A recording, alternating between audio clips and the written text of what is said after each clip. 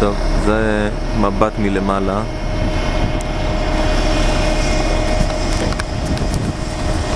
כלפי מטה, חלק התחתון, הדרומי. אפשר לראות את העבודות.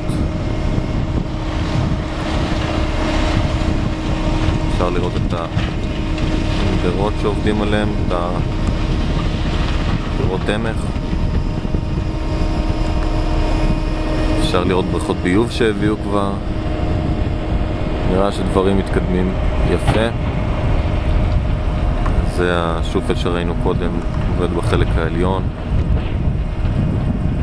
ממשיך בעבודתו.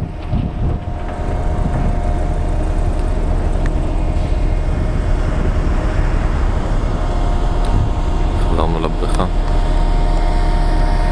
עוד בריכות ביוב.